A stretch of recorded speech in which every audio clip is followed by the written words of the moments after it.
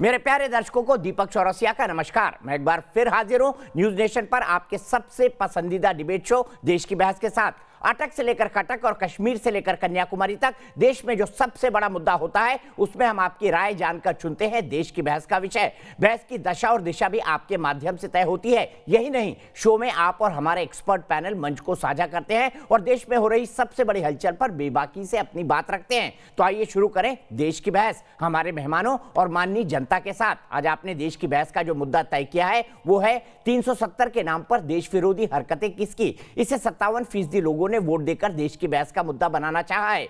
कश्मीर की वादियां बर्फ से ढक रही हैं, फिजा सर्द हो रही है, मगर कश्मीर घाटी में अनुच्छेद 370 की वापसी के नापाक एजेंडे को लेकर गुपकार खेमा तेजी से सक्रिय हो गया है और अब घाटी की राजनीति में उबाल आने लगा है, क्योंकि घाटी में कांग्रेस 370 प्रेमी गैंग गुपकार खेमे के साथ नजर आ रही है। लेकिन महबूबा मुफ्ती और फारूक अब्दुल्ला जैसे नेताओं के देश विरोधी और भड़काऊ बयानों पर कांग्रेस हाईकमान मौन है। आज बीजेपी ने इन्हीं सवालों के साथ कांग्रेस पर जमकर हमला बोला और आरोप लगाया कि घाटी में 370 के बहाने देश विरोधी गतिविधियों को शह दी जा रही है। आपको बता दें कि घाटी में डीडीसी यानी डिस्ट्रिक्ट डेवलपमेंट काउंसिल चुनाव में कांग्रेस, नेशनल कॉन्फ्रेंस, पीडीपी एक साथ उतरने की तैयारी में है और कश्मीर के कांग्रेस नेता खुलकर बयान भी दे रहे हैं। ऐसे में बड़ा सवाल यही है कि क्या देश के खिलाफ जहर उगलने वाला गुपकार गुट और कांग्रेस एक ही पाले में आ गए हैं और क्या कांग्रेस का हाथ देश को कमजोर करने वाले लोगों के साथ है।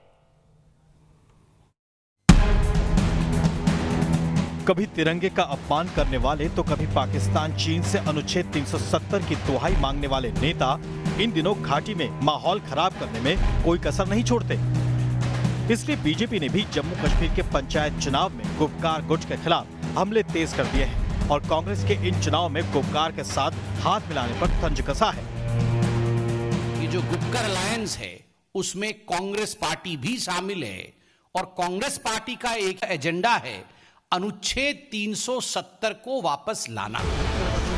निशाना साधते हुए केंद्रीय मंत्री रविशंकर प्रसाद ने भी गुपकर गुट का नापाक मकसद बताया। इनका डिक्लेयर्ड एजेंडा है कि आर्टिकल 370 को हटाया जाना, रद्द होना चाहिए और आर्टिकल 370 को रिस्टोर करना चाहिए।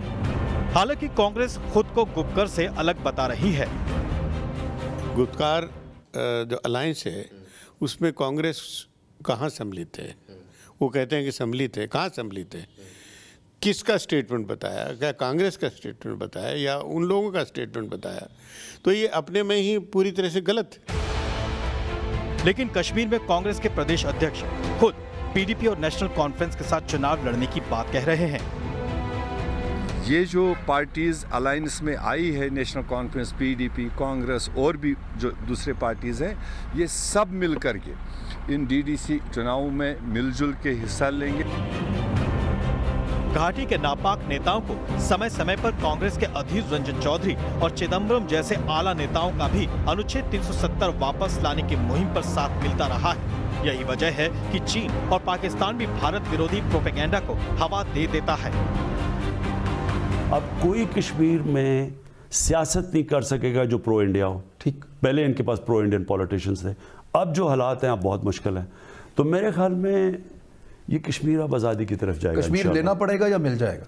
नहीं, मेरे ख्याल में कश्मीर पॉलिटिकल मूवमेंट से आज़ाद हो जाएगा। ठीक। देश की बहस में चर्चा है कि गुपकार गुट के साथ साथ क्या कांग्रेस भी 370 वापस लाने के लिए अपनी कोशिशों में जुटी है, जबकि घाटी के नेताओं की देश विरोधी हरकतें अब जग जाहिर हो चुकी हैं। गुपकार का एजेंडा 370 वापस लाना है या देश के विकास में साथ देना। तो देश की बहस में हमारा आज का सवाल है, क्या देश विरोधी काम करने वाले गुपकार गुट पर रोक लगे, हाँ या नहीं में जवाब दीजिए। आप हमारे वेबसाइट पर जा सकते हैं, आप हमारे मोबाइल ऐप को डाउनलोड कर सकते हैं, आप हमारे ट्विटर हैंडल पर जा सकते हैं, आप हमारे फेसबुक पेज पर जा सकते हैं। लेकिन अगर कार्यक्रम के दौरान आपकी कोई राय है, सुझाव है, तो उसका सवाल है तो उसका वीडियो बनाकर हमें 9711002266 पर व्हाट्सएप कर सकते हैं। सबसे पहले मैं अपने गेस्ट पैनल को इंट्रोड्यूस कर दूं। मेरे साथ deputy chief of army staff रहे lieutenant general Gurmeet Singh retired मौजूद हैं। मेरे साथ तहसीन पूनावाला हैं जो कि एक पॉलिटिकल एनालिस्ट हैं और कांग्रेस के समर्थक हैं। डॉक्टर सैयद जफर इस्लाम साहब हैं जो कि भारतीय जनता पार्टी के राष्ट्रीय प्रवक्ता हैं और सांसद भी हैं। मेरे साथ सुशील पंडित जी हैं जो कि कश्मीर के जानकार हैं, रूट्स इन कश्मीर से जुड़े हुए हैं और कश्मीरी पंडितों के लिए एक लंबी लड़ाई लड़ रहे हैं। मेरे साथ सरफराज वानी साहब हैं जो कि एक पॉलिटिकल एनालिस्ट हैं, कश्मीर से मेरे साथ जुड़े हुए हैं। मेरे साथ एजाज जान साहब हैं जो कि लीडर है नेशनल कॉन्फ्रेंस के, थोड़ी देर में मेरे साथ जुड़ेंगे। और साथ ही साथ नसीर शेख साहब जो कि लीडर है पीडीपी के, वो मेरे साथ जुड़े हुए हैं। लेकिन अब मैं इस बहस को मोशन दूं और सेट करूं आज का टोन कि क्या कांग्रेस पार्टी 370 वापस लाने के पक्ष में है। इसी पर सीधे कमल लोहिया के पास चलता हूं। हमारे देश के बहस में दर्शक जुड़ते हैं। कमल बताइए, क्या कांग्रेस 370 वापस लाना चाहती है? अगर नहीं तो फिर गुपकार गैंग के साथ अलायंस क्यों डीडीसी के चुनाव में?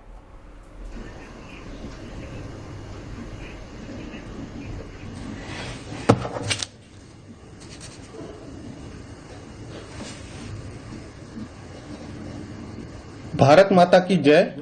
धन्यवाद दीपक जी। बताइए आपको क्या लगता है, क्या धारा 370 अब देश में वापस आ सकती है? आज इस मंच से जी, जिस हिसाब से ये हमारी कांग्रेस पार्टी अपना जो है खुलकर के सामने अपने जो है मंशा को जाहिर नहीं कर रही है, तो उससे हमें नहीं लगता कि कांग्रेस पार्टी किसी भी तरह से 370 को वापस लाने के पक्ष में है। वो आम जनता को गुमराह कर रही है या वो जम्मू और कश्मीर में 73 साल पुरानी जो राजनीति है वही दोबारा से दोहराना चाहती है। ये सब आम जनता को खुलकर बताए। मैं ये मेरे विचार से कांग्रेस पार्टी। मैं आप ही के सवाल को तहसीन के पास ले जाता हूं, खुलकर बताए। तहसीन, मैं आपसे जानना चाहता हूं कि क्या, पॉइंटेड सवाल, क्या कांग्रेस 370 की वापसी चाहती है? और दूसरा, अगर नहीं तो फिर गुपकार गैंग के साथ चुनाव का अलायंस क्यों? संक्षिप्त में जवाब दे दूं। सबसे पहली बात, मैटर इस वक्त माननीय सुप्रीम कोर्ट में है। जो भी इस पर फैसला होगा माननीय सुप्रीम कोर्ट, ये कांग्रेस का उद्देश्य। दूसरी बात, कांग्रेस के कई बड़े नेताओं ने 370 जो हटाया गया था उसका स्वागत किया। कुछ नेताओं ने कहा ये जिस तरह से हटाया गया था वो गलत था, उस पर कॉन्स्टिट्यूशनल डिबेट चल रही है। तीसरी बात, कांग्रेस गुपकार गैंग का, गुप्कार अलायंस का हिस्सा नहीं है। आपकी खबर गलत है। गुलाम मीर का आपने पूरा बयान नहीं बताया, मैंने उससे बात किया था। उसका बात करने का मतलब था कि मिलकर चुनाव लड़े। अगर आपको जमहूरियत मजबूत करना है, आपको चुनाव लड़ना होगा तो चुनाव लड़े। कांग्रेस एनसी और पीडीपी के साथ अलायंस में नहीं है। मैं आपके चैनल पे स्पष्ट करना चाहता हूँ। नहीं, लेकिन एक मिनट, तहसीन, गुपकार गैंग की जो पहली बैठक हुई थी उसमें गुलाम अहमद मीर सिग्नेटरी है बकायदा उसके। आप उसकी न्यूज उठा के पढ़ लीजिए, गुलाम अहमद मीर उस बैठक के अंदर मौजूद थे। मैं अपनी बात समाप्त कर दूं? इसका भी जवाब दे दीजिए, क्यों थे? गुपकार गैंग की पहली बैठक में गुलाम अहमद मीर कांग्रेस के अध्यक्ष के तौर पर क्यों मौजूद थे? यस, वो जो मीटिंग थी, उस मीटिंग के अंदर कश्मीर के सभी पॉलिटिकल पार्टीज ने मीटिंग। उसका मतलब ये नहीं कि कांग्रेस अलायंस में है। दो अलग अलग बात है। मैं आपके चैनल पर, आप मीटिंग पर बुलाए मैं आ सकता हूँ, उसका मतलब ये नहीं आपके चैनल का हिस्सा हूँ। दो अलग अलग बातें। आप ऑडियंस को कंफ्यूज ना करें। भाई आप बहुत सारे, आपकी बहुत रिस्पेक्ट करता हूँ, अपनी बात समाप्त करना। मेरे हिसाब से सबसे बड़ा देशद्रोही का काम ये है कि जब पुलवामा में हमारे सैनिकों पे अटैक हुआ, नरेंद्र मोदी जी ने कैमरा नहीं छोड़ा, फोटोग्राफी में वो लिप्त थे। सबसे बड़ी देशद्रोही का काम ये है कि इस वक्त आज की तारीख में चाइना 300 स्क्वायर फीट किलोमीटर जमीन, जैसे मैं आपसे आम की बात कर रहा हूँ, आप अनार की बात कर रहे हैं। आपने बात कही, आपने बिल्कुल क्लैरिटी के साथ उत्तर दिया, पर आप उन मुद्दों पर आ चुके हैं जिस पर बहस बहुत हो चुकी है। डॉक्टर जफर इस्लाम, क्या कांग्रेस पार्टी इस मामले को लेकर कंफ्यूज नहीं है? जैसे हमारे दर्शक कमल ने कहा कि कांग्रेस को अपना रुख साफ करना चाहिए, ये कुछ बातें तहसीन बोल रहे हैं और कुछ बातें नहीं बोलना चाहते हैं। क्या आपको लगता है कि कांग्रेस एक अंडरस्टैंडिंग में है और डीडीसी का चुनाव साथ लड़ने वाली है, जैसा गुलाम अहमद मीर ने कहा है?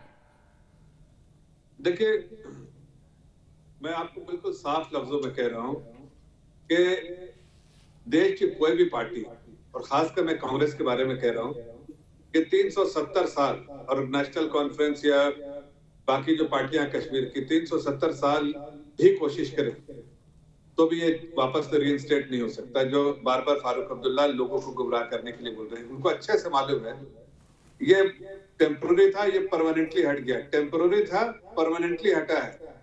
तो इसमें वापस आने की ना तो कोई गुंजाइश है और ना इस तरह की बात को कोई ध्यान भी देता है। कांग्रेस क्या करती है, कांग्रेस गुमराह करने के लिए लोगों को, कांग्रेस डबल गेम खेल रही है। लेकिन हकीकत तो यह है कि ये गुपकार रैली, गुपकार जो संगठन बना है उसके साथ हिमायती पीछे खड़ी है और उसके हिमायती भी है, ये पक्की बात है। इसलिए कि उनके लोग सिग्नेटरी ही नहीं, ये कई पीछे से आपस में मशवरा भी कर रहे हैं। आप देखिए, जब पार्लियामेंट में पहली बार पेश किया गया था 370 को हटाने की बात, जब आदरणीय होम मिनिस्टर ने पेश किया था, तब आपने देखा था कैसा तेवर था वहां के जो लीडर ऑफ ऑपोजिशन है राज्यसभा में, उनका तेवर आपने देखा था, गुलाम नबी आजाद। उससे समय तो वो कांग्रेस पार्टी की भाई सीनियर लीडर है कांग्रेस के, रोज कांग्रेस पार्टी की बात देश दुनिया को बताते रहते हैं। आज उनसे पूछिए तो बोलेंगे बिल्कुल मैं गुपकार के साथ हूँ। ये कैसी बात कर रहे हैं? इनको पता नहीं है तहसीन भाई को कि इनके जिस पार्टी के हिमायती बन के आते हैं उसके अंदर खाने क्या हो रहा है इनको पता नहीं है। बार से जो है तहसीन, ये बात तो जायज है कि चाहे चिदम्बरम जी का बयान हो, चाहे अधीर रंजन चौधरी का बयान हो, ये इस दिशा में, चिदम्बरम साहब ने तो कहा कि 370 वापस आना चाहिए, उन्होंने ट्वीट किया इस बारे में। अब आप देश की जनता को कैसे एक्सप्लेन करेंगे? जनता तो ये कह रही है कि कांग्रेस वही काम कर रही है जो उसने 70 साल पहले किया था, 370 को पिछले दरवाजे से लाना। अभी भी आप पिछले दरवाजे से फिर 370 लाने की कोशिश कर रहे हैं, इसीलिए इनका मौन या प्रत्यक्ष और अप्रत्यक्ष रूप से समर्थन कर रहे हैं गुपकार गैंग का। देश के प्रधानमंत्री वजीर आजम नरेंद्र मोदी कांग्रेस के पीछे दरवाजे से ला सकते हैं कि जफर भाई मेंबर ऑफ पार्लियामेंट है, जफर भाई यहाँ आपके चैनल पे कह रहे 370 दोबारा से नहीं लगेगा, मैं उनके साथ नहीं लगना चाहिए। लेकिन जफर भाई कैसे जानते सुप्रीम कोर्ट का फैसला क्या है? क्या मोदी जी का सुप्रीम कोर्ट के ऊपर चलता है? जो मैटर सब जुडिस है माननीय सुप्रीम कोर्ट के अंदर, उस पर नहीं पता है, उस पर जफर भाई as a member of parliament comment करते। दूसरी बात, कांग्रेस का ऑपोजिशन था जिस तरह से हटाया गया था, ज्योतिरादित्य सिंधिया कांग्रेस में थे, अन्य कांग्रेस के नेता थे, रणदीप सिंह सुरजेवाला। जो कांग्रेस का ऑफिशियल बयान है वो आपकी जो भी मर्जी हो, आपका हम ये चाहते हैं कि उसको कॉन्स्टिट्यूशनली हटाया जाए। अब जो बीजेपी की यूनिट है जम्मू के अंदर, वो कहती है कि 371 के अंदर ऑटोनॉमी हो, उनके एमपी लद्दाख में कहते हैं 371 के नीचे ऑटोनॉमी हो। तो ये कैसे देशभक्त हुए? और दूसरों को आप बात करते हैं, वो तो कहते हैं आप नीची राय। ठीक है, मैं इस सवाल के लिए आऊंगा, लेकिन सुशील पंडित जी, कांग्रेस दोहरा गेम क्यों खेल रही है, क्या लगता है आपको? फिर इसके बाद नासिर शेख जी। दीपक जी, कांग्रेस ने 2019 के अपने चुनाव घोषणा पत्र में लिख करके दिया था कि वो अनुच्छेद 370 का बचाव करेंगे, उसे हाथ नहीं लगने देंगे। और इसी के चलते नेशनल कॉन्फ्रेंस और पीडीपी ने जम्मू में और लद्दाख में कांग्रेस के उम्मीदवारों का समर्थन किया था, उनके खिलाफ अपने उम्मीदवार खड़े नहीं किए थे। तो कांग्रेस तो पहले से ही इस लेन देन की स्थिति में है, उसने पहले से ही वहां एक अघोषित गठबंधन कर रखा था। आपको मैं याद दिला दूं, जिस रात वहां की असेंबली बर्खास्त की गई वहां के गवर्नर मलिक द्वारा, उस शाम महबूबा मुफ्ती ने कहा कि मैंने एक फैक्स भेजा है जिसमें कांग्रेस के समर्थन से मैं वहां सरकार बनाने जा रही हूं। तो कांग्रेस का समर्थन महबूबा और अब्दुल्ला दोनों के साथ अघोषित रूप से पहले से ही था। आज वो दस्तखत करके, बैठकें करके घोषित रूप से एक साथ सामने आ गए हैं। और इसका एक कारण यह है कि कांग्रेस कश्मीर घाटी में अब्दुल्ला और मुफ्ती की पार्टियों से भिन्न नहीं है। उसमें पुराने अब्दुल्ला और मुफ्ती के लोग आ जाते हैं और कांग्रेस के लोग अब्दुल्ला और मुफ्ती के यहां चले जाते हैं। इन नेताओं को आप ताश के पत्तों की तरह फेंट सकते हैं। घाटी में ये कई बार पता करना पड़ता है कि आज ये नेता कहां है, पीडीपी में है, नेशनल कॉन्फ्रेंस में है या कांग्रेस में है। यही सैफुद्दीन सोज नेशनल कॉन्फ्रेंस में हुआ करते थे, यही कर्रा, गुलाम मोहिद्दीन कर्रा के बेटे पीडीपी में हुआ करते थे। ये दोनों आज कांग्रेस में हैं। इसी सवाल को लेकर मैं पीडीपी के नासिर शेख साहब के पास जाता हूं। नासिर जी, क्या आपको अभी भी लगता है 370 वापस आ सकता है? क्या आप अभी भी इस भ्रम में जीत रहे हैं कि 370 वापस आ जाएगा इस देश में, जो एक क्रांतिकारी कदम था मोदी सरकार का, और लोगों ने उसको वेल एक्सेप्ट किया, पूरे दुनिया में भी किया और देश में भी किया? दीपक जी, सबसे पहले ये बात समझने की जरूरत है कि अगर कोई 370 धारा को लेकर के बात करता है, उसे आप देशद्रोही क्यों कहते हैं? 370 सर मैंने तो इस शब्द का इस्तेमाल ही नहीं किया। नहीं, आप कह रहे हैं कि देशद्रोही बातें हो रही है। अब 370 हमें ना तो चाइना ने दिया था, ना ही पाकिस्तान ने दिया था, ये हमें अपने मुल्क भारत ने दिया था। और भारत पर चाइना पाकिस्तान से मदद क्यों मांग रहे हैं आप लोग? हमें 370 जब 370 भारत ने हमसे वापस ले लिया, हमने उसके लिए जद्दोजहद करनी। हम अपना स्पेशल स्टेटस जो हमारे ही मुल्क ने हमें दिया था, उसके वापस लेने के लिए संघर्ष कर रहे हैं और हम करेंगे। आप जहां तक बात है, आप कहते हैं हम भ्रम में जी रहे हैं, आप ये भी साथ में कह रहे हैं कि पूरे देश में लोग इस बात से खुश हो गए कि धारा 370 खत्म हुई। अरे धारा 370 अगर खत्म हुई तो जम्मू कश्मीर के लोगों से पूछिए, क्या जम्मू कश्मीर के लोग खुश हैं? क्या जम्मू कश्मीर में धारा 370 खत्म होने के बाद कोई तब्दीली आई, कोई चेंज देखने को मिली? चाहे आप विकास की बात करें, चाहे रोजगार की बात करें, धारा 370 जम्मू कश्मीर के लोगों का हक था, स्पेशल स्टेटस जम्मू कश्मीर के लोगों का हक था। देश ये आपकी राय हो सकती है, लेकिन बहुमत की राय क्या है, देश की संसद की राय क्या है, सबको पता है। डॉक्टर जफर इस्लाम, मैं आपका 1 मिनट में आता हूँ। मुझे जनरल गुरमीत सिंह को यहाँ लेना है। जनरल गुरमीत सिंह की 370 और 35A के लिए इतनी छटपटाहट क्यों? क्योंकि मुझे नहीं लगता कोई भी पॉलिटिकल पार्टी, चाहे कांग्रेस वादा कर दे 370 को वापस ला सकती है आज की मौजूदा राजनीतिक परिस्थितियों को देखते हुए। ये क्यों पीछे पड़ा है 370 के लिए? गुपकार गैंग। दीपक जी आपने बिल्कुल ठीक कहा। देखिए, जो आर्टिकल 370 का एब्रोगेशन हुआ था, उसको हटाया गया था। ये 70 साल पुरानी गलती को, मिस्टेक को ठीक किया गया। और देखिए, राष्ट्र में 2 कॉन्स्टिट्यूशन, 2 फ्लैग, 2 संविधान नहीं हो सकते हैं। और इस चीज को, ये डिसीजन लेके, ये हार्ड डिसीजन लेके पूरे देश को एक सूत्र में बांधा है, वन नेशन के अंदर में। और एक बात तो देखो, बहुत बिल्कुल क्लियर है दिमाग के अंदर में कि जो अलायंस, जो डिक्लेरेशन भारत के तिरंगे झंडे का अपमान करने की सोच सकती है, जो उसके ऊपर में कंप्रोमाइज सोचती है, जिसको उसके ऊपर में डाउट है और कंडीशन लगाती है, मैं तो कहूंगा कि ऐसी वाली सोच बिल्कुल गलत है। और देखिए, ये जो तिरंगा झंडा है, ये एक सैनिक के लिए जब वो जीवित होता है तो सलूट करता है। जब वो प्राणों की आहुति देता है तो उसका पार्थिव शरीर उससे ढका जाता है।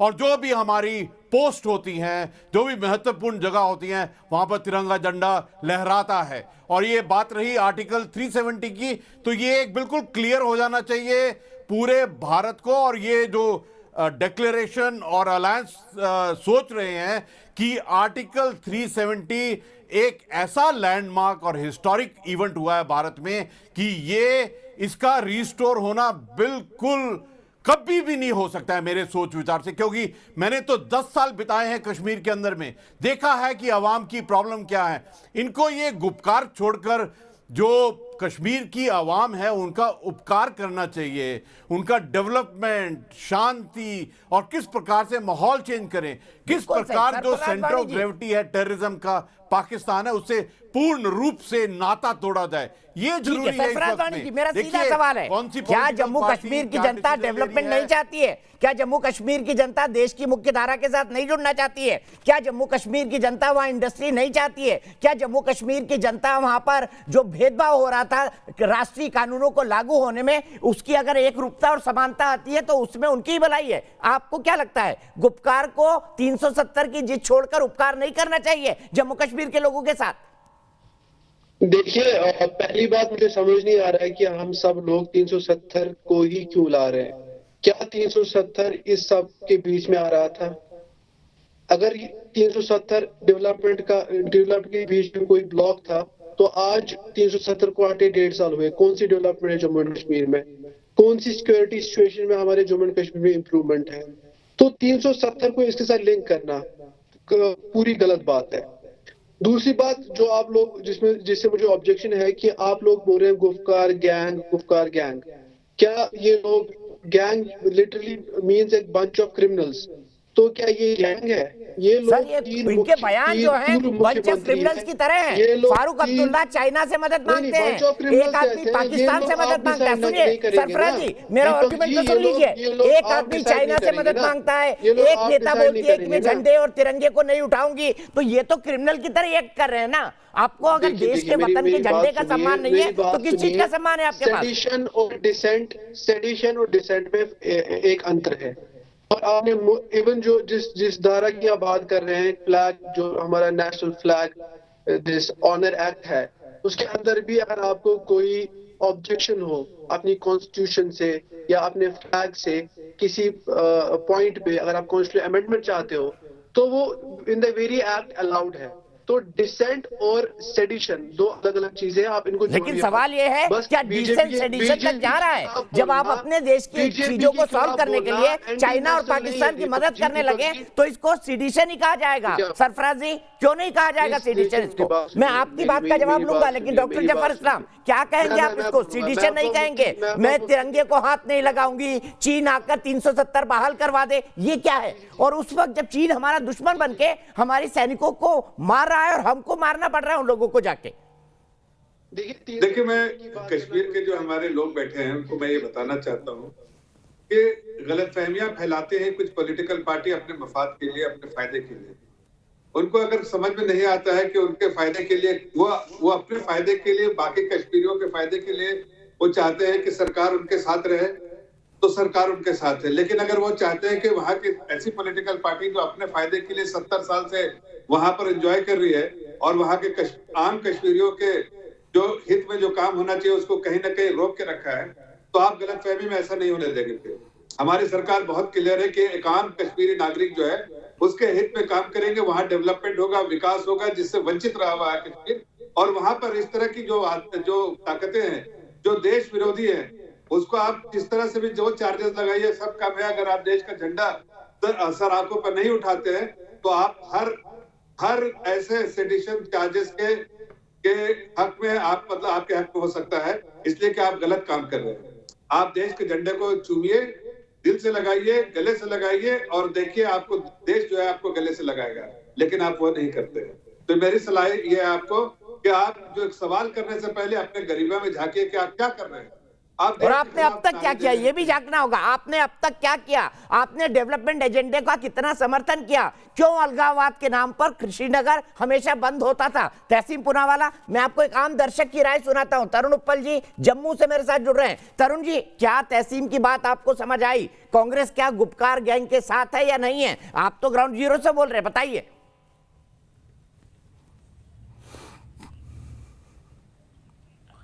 जी, अभी तक जो हम देखते आए हैं, जैसे कि मीर साहब की इन्होंने बात करी है, तो वो भी कहीं ना कहीं जो है गुपकार ग्रुप की ये जो जितनी भी मीटिंग्स हुई है उसमें मौजूद रहे हैं। तो ये तो सामने और मतलब क्लियर होता है कि कहीं ना कहीं जो है कांग्रेस भी इन्हें समर्थन दे रही है और आने वाले जो इलेक्शंस है उसमें कांग्रेस जो है इनके साथ में होकर इलेक्शंस लड़ने वाली है। तो मुझे लगता है कि कांग्रेस को अपना स्टैंड क्लियर करना चाहिए कि वो गुपकार डिक्लेरेशन के साथ है या नहीं है। और गुपकार डिक्लेरेशन पे मैं यही कहना चाहूंगा, ये कुछ नहीं है, ये एक बौखलाहट है रीजनल पॉलिटिकल पार्टीज की सत्ता में आने के लिए। ये लोग जो है बौखलाहट में एक साथ आ गए हैं। अदरवाइज हम देखा जाए तो इन लोगों की आइडियोलॉजीज जो है, आज तक ये लोग एक दूसरे के खिलाफ लड़ते आए हैं। आज लेकिन अब सत्ता की बात करें तो सिर्फ ये लोग एक साथ इसलिए हो रहे हैं क्योंकि इनको सत्ता चाहिए और इनका कोई एजेंडा नहीं है, इनका एक ही एजेंडा है, वो है सत्ता। बाकी अगर 370 की हम बात करें तो 370 हटना जो था बहुत जरूरी था, क्योंकि पिछले 70 साल की कश्मीर सेंट्रिक पॉलिसीज की वजह से जम्मू प्रोविंस और लद्दाख प्रोविंस जो है टोटली नेग्लेक्ट रहा है और हमेशा से यहां पे डेवलपमेंट के नाम पे जो है लोगों को बेवकूफ बनाया गया है। तो मुझे लगता है कि 370 जो है वो हटना बहुत जरूरी था, बहुत जरूरी था। तरुण, आप बिल्कुल सही पॉइंट पे आए हैं, लेकिन तहसीन पूनावाला मैं फिर पूछता हूं, तरुण जैसे लोगों को क्या कहेंगे? परसेप्शन में तो वो मांग चुके हैं मीर का साथ बैठना, बाकी चीजों का होना। ये कहता है कि आप गुपकार गैंग के साथ हैं और आप प्रत्यक्ष और अप्रत्यक्ष समर्थन देते हैं। अगर नहीं तो फिर आपके सबसे बड़े नेताओं में से एक पी चिदम्बरम 370 की बहाली की बात क्यों करते हैं? कांग्रेस ओपनली खड़े होके ये क्यों नहीं कहती, क्यों आप सुप्रीम कोर्ट के फैसले का इंतजार कर रहे हैं? भाई संसद से हुआ फैसला है, वो बहुमत के साथ हुआ फैसला है, वो 99% ऐसे मामलों में सुप्रीम कोर्ट सीधा दखल नहीं करता। और उसके बाद इसका जवाब देंगे सुशील पंडित जी। बताइए तहसीब, आप फिर गलत साइड तो नहीं खड़े हो गए? सबसे पहली बात आपको बता दूं कि जो तरुण भाई है वो जिस फाउंडेशन के वो इंचार्ज है, फाउंडेशन का नाम मेरे पास है, और वो फाउंडेशन क्या काम करता है, किस वो कोई साधारण व्यक्ति नहीं, कोई पॉलिटिकल ट्रेंड वॉचर के फाउंडेशन का नाम है निर्भय भारत फाउंडेशन। हम इस चीज को पहले देख ले और जान, तो हम गलत चीज ना बताए कि किसी को आप प्रेस कर दो कि ये ऑर्डिनरी सिटीजन। दूसरी बात और अहम बात ये सबसे ज्यादा जरूरी है कि क्योंकि आपका क्रेडिबल चैनल, तो आप ऐसे किसी को आप लाकर प्रॉक्सी स्पोक्स पर्सन ना बताए। लेकिन मेरे को मेन बात करनी है कि सुरजेवाला का स्टेटमेंट है कि आप सुप्रीम कोर्ट के आदेश की राह देख रहे, सुप्रीम कोर्ट का जो भी जजमेंट होगा वो फाइनल होगा, और गुप्कार डिक्लेरेशन के साथ कांग्रेस नहीं है, कांग्रेस उनके साथ अलायंस में सरकार नहीं लड़ती। अब आगे आप जो भी अटकले टटकले लगाना चाहते हैं आप लगा सकते हैं। जो रिटायर्ड आर्मी के हमारे आपके पैनल पे व्यक्ति है, उनसे मैं पूछना चाहता हूँ कि उन्होंने सही कहा तिरंगा का अपमान करना बहुत गलत है, मेरे अंदर तिरंगा टैटू किया, अपने दिल पर तिरंगा पहनता हूँ। उनसे मैं पूछना चाहता हूँ कि जब गोलवलकर ने कहा तिरंगा अशुभ है, तो आपके चैनल पे मैं चैलेंज देता हूँ, उनको बताए कि गोलवलकर देशद्रोही, बताए आपके चैनल पे रिटायर्ड आर्मी वाले। चलिए फिर आप आम की जगह अनार पे चले गए, बहुत पुरानी बात पर चले गए। मैं सीधे सुशील पंडित जी के पास चलता हूं। सुशील पंडित जी, कांग्रेस के ऑफिशियल स्पोक्स पर्सन से हमने आज बुलाया, तहसीम खुद कहते हैं कि वो कांग्रेस के ऑफिशियल स्पोक्स पर्सन नहीं है, उसकी विचारधारा के साथ है। ऑफिशियल स्पोक्स पर्सन ने इस मुद्दे पर आने से इनकार कर दिया। क्यों कांग्रेस से कंफ्यूजन रखना चाहती है, या कांग्रेस की ये स्ट्रेटेजी है?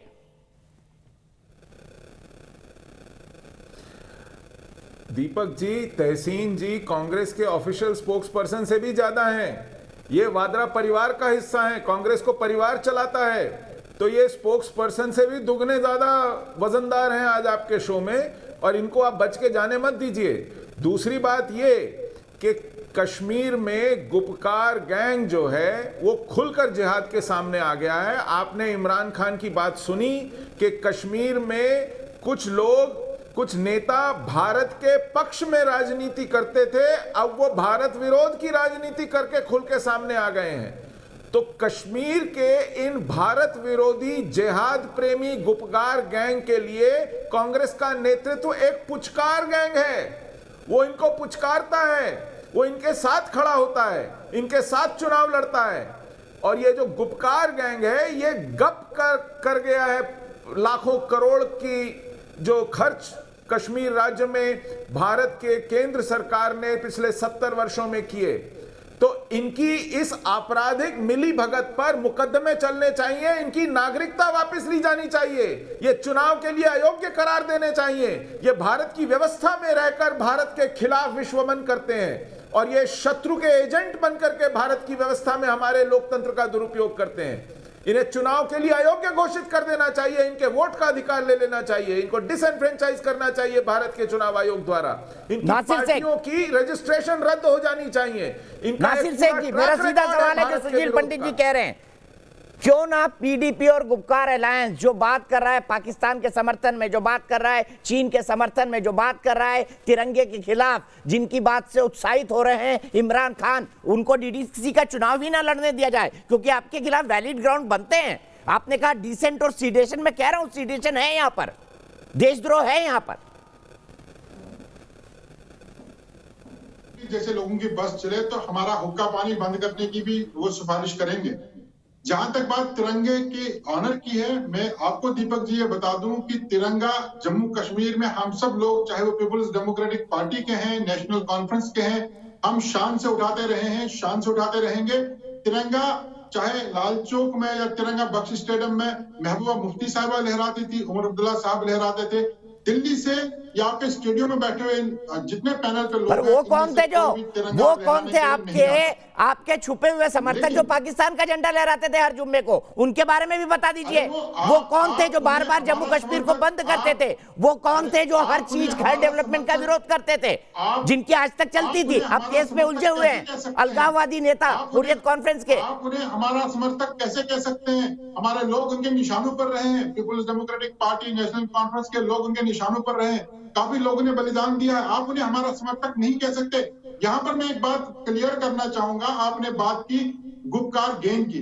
गुपकार कोई गैंग नहीं है। ये पूर्व जो मुख्यमंत्री हैं फारूक अब्दुल्ला साहब, उमर अब्दुल्ला साहब, महबूबा मुफ्ती साहिबा, इनका एक अलायंस है। इसे आप गैंग कहते हैं। जो लोग जिनके साथ अभी तक आप सरकार में थे, भारतीय जनता पार्टी आजकल चिल्ला चिल्ला कर कहती है कि 370 धारा को खत्म करके हमने बहुत बड़ा काम किया। मैं आपको बता दूं कि जनवरी फरवरी 2015 में जब पीपुल्स डेमोक्रेटिक पार्टी के साथ अलायंस में भारतीय जनता पार्टी आई, तो दोनों पार्टियों ने मिलकर एजेंडा अलायंस बनाया और एजेंडा अलायंस में यह बात क्लियर थी कि 370 धारा को लेकर कोई छेड़छाड़ नहीं होगी और भारतीय जनता पार्टी इसमें सिग्नेटरी है।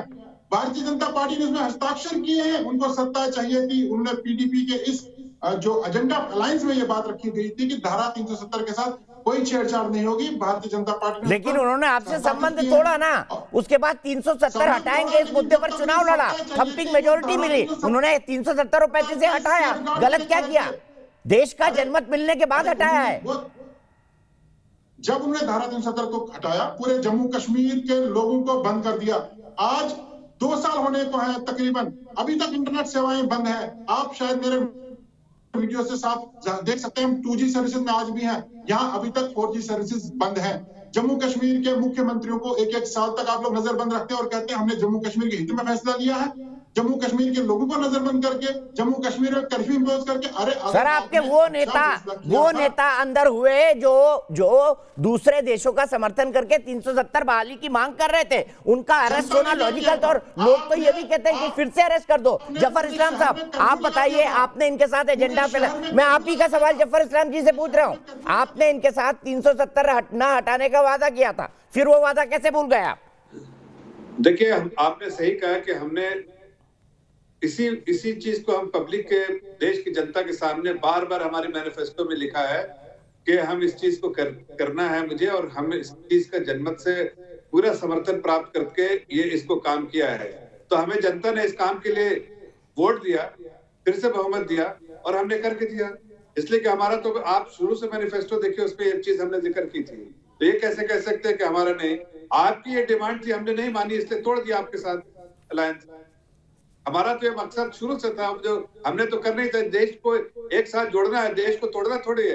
देश की तोड़ने वाली ताकत से हम दूर हैं और हम उसको दूर रखते हैं, लेकिन और उसके साथ सख्ती से निपटते हैं। लेकिन देश को जोड़ने के लिए उस जो कश्मीर के आम नागरिक है, आम आवाम है, उसको देश के साथ लाना चाहते हैं। इसलिए हमने इसको 370 को हटाया। आज कश्मीर में जिस तरह के डेवलपमेंट के प्लान है, उससे कश्मीर की जनता बहुत खुश होगी।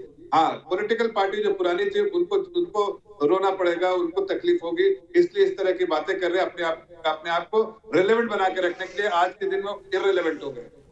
इररिलेवेंट हो गए? क्या वाकई इररिलेवेंट हो गए? 9 बजे के सेक्शन की शुरुआत कर रहा हूं। मेरे साथ 2 बेहद खास मेहमान हैं। कर्नल रिटायर्ड टीपी त्यागी साहब है, जाने माने रक्षा विशेषज्ञ, बहुत ही डेकोरेटेड आर्मी ऑफिसर रहे हैं। मेरे साथ प्रोफेसर कपिल कुमार जुड़ गए हैं। उनसे बेहतर शायद भारत का इतिहास आज के दौर का कोई नहीं जानता। इसके अलावा मेरे साथ प्रेम शुक्ला जी भी जुड़ेंगे, इफ्तिकार हुसैन मिसगर साहब भी जुड़ेंगे। लेकिन सबसे पहले मैं आपको लिए चलता हूं एक स्टेटमेंट सुनवाने महबूबा मुफ्ती का। हाईली ऑन कम्युनल लाइंस वो स्टेटमेंट है महबूबा मुफ्ती का। सुनिए उन्होंने क्या कहा, क्या साजिश हो रही है और क्या वाकई मुसलमानों के खिलाफ साजिश हो रही है। देखिए, जो हमारे नोमैड्स है, गुजर बकरवाल, जिनके दादा अजदादा यहाँ रहते थे, इनको खदेड़ा जा रहा है।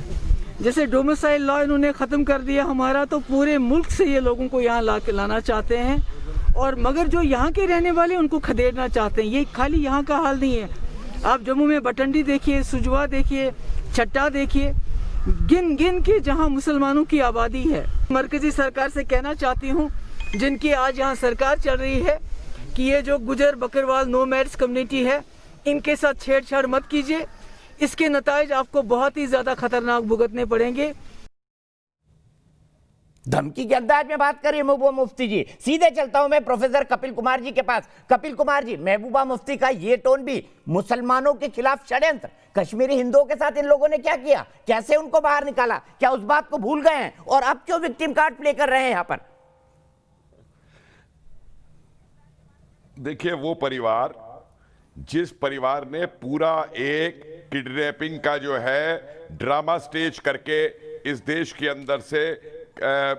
के अंदर आतंकवादियों को जेल से छुड़वाया, उसके बाद में ये परिवार जो है कश्मीर में इन्होंने कभी भी राष्ट्रवादी डिस्कोर्स जो है उसको लागू नहीं किया। मैं इनसे एक बात पूछना चाहता हूं, मुनव्वर शेरवानी का नाम सुना है इनमें से किसी ने?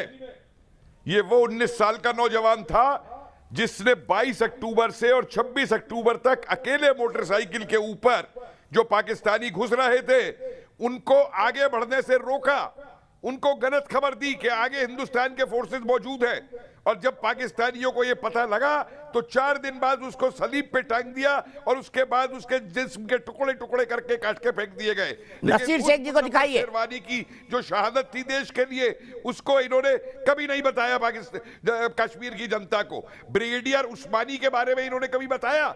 ये लोग हिंदुस्तान को दिखा करके कि हमको अगर 370 में नहीं रखोगे तो हम पाकिस्तान के साथ चले जाएंगे, एक ब्लैकमेल करने का तरीका इन्होंने हिंदुस्तान को निकाल दिया था। अब वो ब्लैकमेलिंग जब खत्म हो गई है इनकी, आज मैं अभी श्रीनगर लौट करके आया हूं, सेमिनार था पिछले महीने, वहां पे 3 दिन 4 दिन वहां पे रह के आया हूं। श्रीनगर का जो नौजवान है आज किश्तवाड़ का और इलाकों का, वो नौजवान उठ के खड़ा है, वो नई राजनीतिक लीडरशिप चाहता है। उसके सामने सारे चिट्ठे खुल चुके हैं कि किस तरीके से इन 4 परिवारों ने कश्मीर के अंदर कश्मीर को लूटा है। मैंने एक सवाल पूछा था, शेख अब्दुल्ला साहब जो है स्कूल टीचर होते थे, भाई उमर साहब आप पे इतना पैसा कहां से आ गया कि लंदन के अंदर आपने विला खरीद लिए? जवाब दे। इन लोगों के बच्चे पढ़ेंगे अंग्रेजी स्कूलों में और आम जनता के कश्मीर को ये फेंकेंगे अपना के मदरसों के अंदर जाओ, और कभी भी राष्ट्रवाद और उसकी बात नहीं करेंगे, ब्लैकमेल करते हैं। और ये सब दिल में अच्छी तरह जानते हैं कि पाक ऑक्युपाइड कश्मीर के अंदर इनके क्या हाल है लोगों के, लेकिन क्योंकि इनको पाकिस्तान से पैसा मिलता है, इनको ISI से पैसा मिलता है, इनको टर्की से पैसा मिलता है, ये उस पैसे को खा करके रहते हैं। नहीं, मुझे बताइए इनकी कोठियां बनी हुई है, कहां से पैसा आया इनके पास? वाणी जी, सरफराज वाणी जी, पॉइंटेड सवाल है प्रोफेसर कपिल कुमार के, बताइए। ईडी इनके ऊपर कुछ कर नहीं सकते थे जी, एक बार रिपीट करेंगे?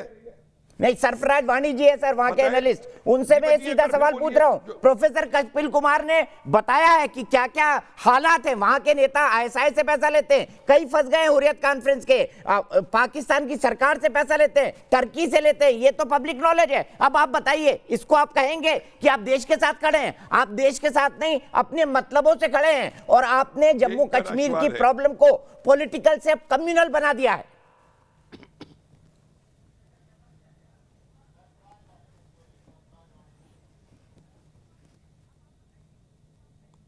सरफराज जी सुन रहे हैं मेरा सवाल? सरफराज जी फिर दिखा क्यों रहे थे आप? मैं यही सवाल PDP के नेता नसीर शेख जी के सामने रखता हूं। नसीर जी, कपिल जी ने आप पर बहुत गंभीर आरोप लगाए, बताइए क्यों आता था ISI से पैसा, क्यों आता था पाकिस्तान से पैसा, क्यों भरा जा रहा था वहां पर पाकिस्तान और ISI समर्थित लोगों को? इसका भी जवाब देना होगा आपको। क्यों आप लोग बुरहान वानी के समर्थन में खड़े हो जाते थे? दीपक जी, मैं अप्रिशिएट करता हूं आपको, आपने आज नेशनल चैनल पर इस डिबेट में ये बात मान ली कि कश्मीर का एक पॉलिटिकल डिस्प्यूट है। आपने कहा कुछ लोग इसको पॉलिटिकल नहीं, आपने उसको कम्युनल डिस्प्यूट बना दिया है। अब वो सांप्रदायिक लाइन पर बढ़ गया है। अब आप वहाँ जिहाद की बात करते हैं, अब आप वहाँ गजवाए हिंद की बात करते हैं। मैं सल्यूट करता हूँ आपको, मैं सल्यूट करता हूँ आपको। आपने ये बात मान ली, जो कश्मीर है वो एक पॉलिटिकल डिस्प्यूट है, ये पॉलिटिकल नहीं, आपने उसको कम्युनल बना दिया है। इसको communal dispute Bharatiya Janata party ने बनाया है। इस कश्मीर डिस्प्यूट को पॉलिटिकल डिस्प्यूट से communal dispute Bharatiya Janata party ने बनाया है। सर, कश्मीरी पंडितों को जब आप मार मार के निकाल रहे थे, भारतीय जनता पार्टी कहां थी? न 3 में थी, न 13 में थी, बताइए। जब आप मार मार के कश्मीरी पंडितों को निकाल रहे थे, भारतीय जनता पार्टी कितनी पुरानी थी? पॉलिटिकल आउटफिट ने नहीं निकाला है। मिलिटेंट्स के निशाने पर हर कोई रहा है कश्मीर के अंदर। मिलिटेंट्स के निशाने पे कोई पर्टिकुलर कम्युनिटी नहीं रही है। सिर्फ कश्मीरी पंडितों को ही क्यों, बताइए ना, क्यों खाली करवाया गया? अरे आपने रिसेंट पास्ट में देखा पॉलिटिकल लोग उनकी किलिंग्स हुई, वो टारगेट्स पर रहे। खाली करवाने के पीछे एक बहुत बड़ी साजिश थी। उसमें जम्मू कश्मीर के जो पॉलिटिकल पार्टीज हैं उनका कोई रोल नहीं था। उस वक्त जम्मू कश्मीर का जो शासन चला रहे थे यहाँ के गवर्नर, उन्होंने जम्मू कश्मीर से उनको बाहर निकाला है। आप थोड़ा तथ्य देख लीजिए, आप जम्मू कश्मीर के लोगों से पूछिए, उस वक्त जो यहाँ गवर्नर थे उन्होंने साजिश की। प्रेम शुक्ला जी, क्या दूध के धुले हुए हैं ये लोग? आज ये बता रहे हैं कि कश्मीरी पंडितों को निकाले जाने में इनका कोई रोल नहीं। इफ्तिकार मिसगर साहब भी जुड़ गए हैं, उनका भी स्वागत करता हूं। डिबेट में प्रेम शुक्ला जी के बाद उनके पास आऊंगा। प्रेम शुक्ला जी बताइए, ये तो दूध के धुले हुए हैं, बहुत बड़े राष्ट्रवादी हैं, देश के हित की बात करते हैं, लेकिन कश्मीर में यह हालात क्यों? चीन और पाकिस्तान की तरफ क्यों उठाकर नजर देखा जा रहा है कि 370 वापस आ जाएगा?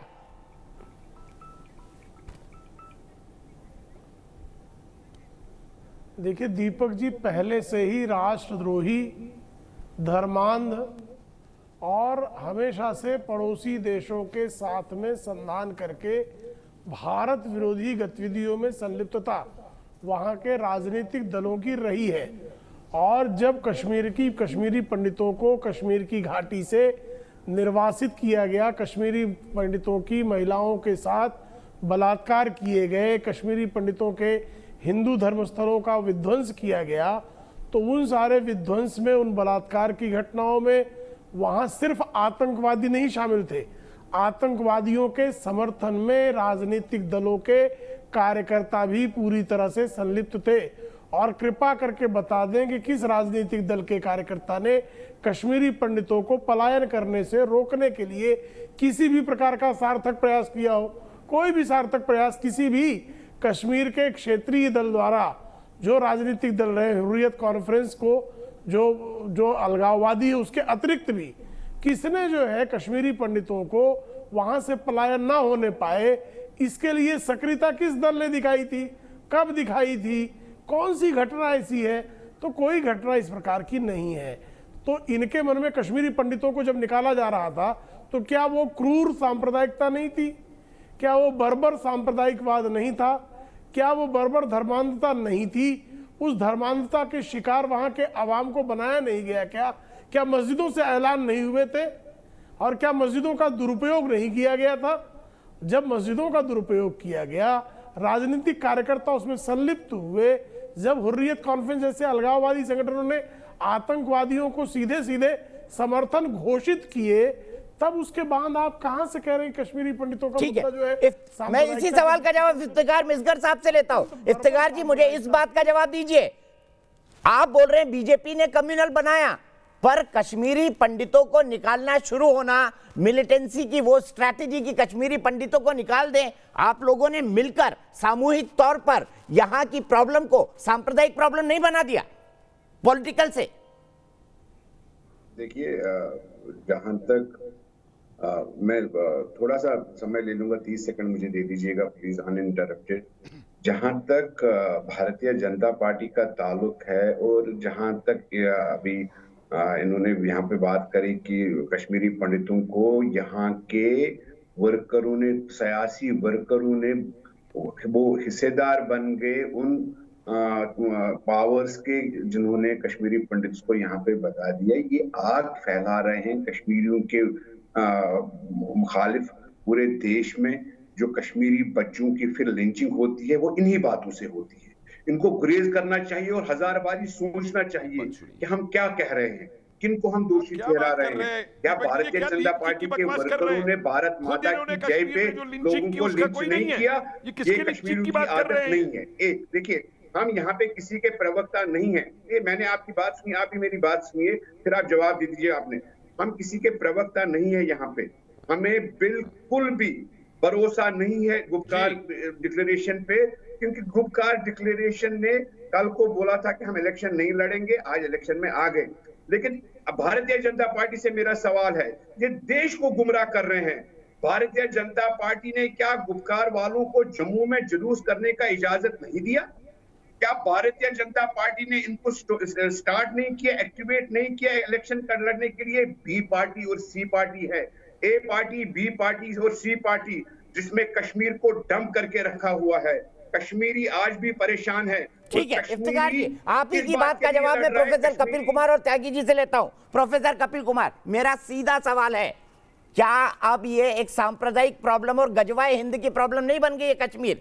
क्यों 370 वापस चाहते हैं ये लोग? और सवाल ये है, पहले कहते हैं चुनाव नहीं लड़ेंगे, मैं तो चुनाव में नहीं जाऊंगी, 370 खत्म हो गया है और फिर माल चाहिए इसलिए चुनाव में डीडीसी में हम वापस आएंगे, तो बिना सत्ता में रह के माल मिलेगा नहीं।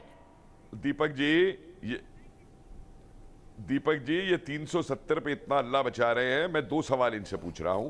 पहला सवाल मैं ये पूछ रहा हूं कि जब 2013 के अंदर रोहिंग्यों को बर्मा के बॉर्डर से ले जा करके जम्मू के अंदर मिलिट्री स्टेशन के पीछे बसाया गया, तब वो बाहर के लोग कैसे आके बस गए कश्मीर के अंदर? एक कश्मीरी इस पार्टी ने किसी ने आवाज उठाई कि रोहिंग्यों को जो है कैसे बसा दिया गया कश्मीर के अंदर? दूसरा, चलिए 1956 के अंदर एक स्ट्राइक हुई थी श्रीनगर के अंदर सफाई कर्मचारियों की, तो गुरदासपुर से 200 वाल्मीकि परिवारों को नेहरू ने जो है कश्मीर में भेजा था और इन्होंने कहा था कि हम उनको कश्मीर की स्टेटहुड देंगे, नागरिकता देंगे, और उसके बाद उर्दू में उनको पट्टे पकड़ा दिए गए और यह कहा गया कि इनकी जो आने वाली पुश्तें हैं वो यही का काम करेगी कश्मीर के अंदर। यह है इनका दलित के लिए, यह है इनका उसके लिए। ये क्या बात करते हैं कि ये कॉम्युनल नहीं है? सीधा सवाल त्यागी जी से, त्यागी जी आप सेकंड करेंगे यहां पर। और सबसे बड़ा सवाल, क्यों 370 के नाम पर जो दलितों के साथ डिस्क्रिमिनेशन होता था, जो महिलाओं के नाम से डिस्क्रिमिनेशन होता था, जो देश के कानून वहां नहीं लागू होते थे, अगर अकाउंटेबिलिटी फिक्स हो रही है तो फिर ये चिल्ला क्यों रहे? इनका चिल्लाना गलत है और जो कपिल जी कह रहे हैं बिल्कुल ठीक कह रहे हैं, लेकिन राजनीतिक विरोध जिन्हें करना है करें। मेरा ये कहना है कि श्रीमती महबूबा जी ये कहती हैं कि लोग जो युवा हैं वो बंदूक ना उठाएं तो क्या करें। वो ये कहती हैं कि मैं तिरंगा झंडा नहीं उठाऊंगी। और फारूक अब्दुल्ला जी कहते हैं कि 370 को वापस लाने के लिए हम चीन की मदद लेंगे। और फिर वो ये भी कहते हैं कि कश्मीर के लोग चीन के साथ रहना पसंद करेंगे। हमको ये किसी भी कीमत पे मंजूर नहीं है। और अगर ये वही लोग ना होते जो 370 के हटने से पहले ये कहते थे कि पीओके हिंदुस्तान के बाप का नहीं है, ये वही लोग हैं जो कहते थे कि ये जो पत्थरबाज हैं ये तो इंटेलिजेंट निर्दोष बच्चे हैं, और ये वही लोग हैं जो कहते थे कि मुसलमानों की तादाद बढ़ चुकी है लिहाजा इस देश में एक विभाजन और होना चाहिए। ऐसे लोगों को मैं सिर्फ ये बताना चाहता हूँ कि आप आज के सिपाही को 1947 का सिपाही मत समझो। हम लोग पढ़े लिखे हैं, हम भी देख रहे हैं कि कौन नेता क्या कह रहा है। कल्पना कीजिए कि अगर उस सिपाही के दिमाग में ये आ गया कि क्या हम ऐसे देशद्रोहियों के लिए बलिदान दें।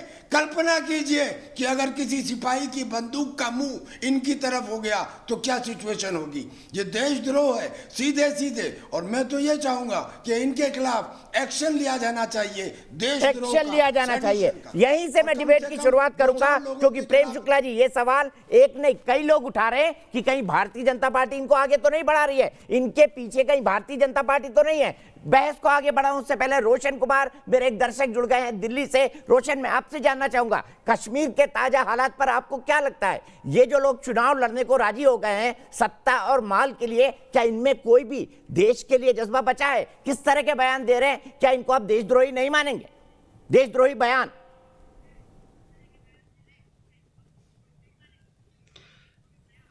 जी, जैसा कि अभी तक की जो भी गतिविधियां रही हैं इस पूरे गुपकार गैंग की, तो मेरा तो ये मानना है कि अब फालतू की चीज़ों में बहस में उलझ के कोई फ़ायदा नहीं है।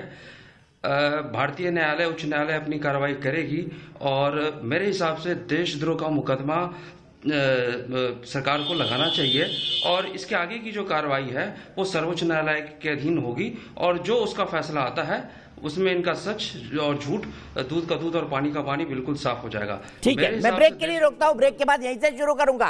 क्यों ना गुपकार गैंग पर देशद्रोह के मामले में सीधी कार्रवाई हो, इसी सवाल से शुरू करेंगे। वकार भट्टी जी भी जुड़ गए हमारे साथ, उनके पास भी चलेंगे ब्रेक के बाद।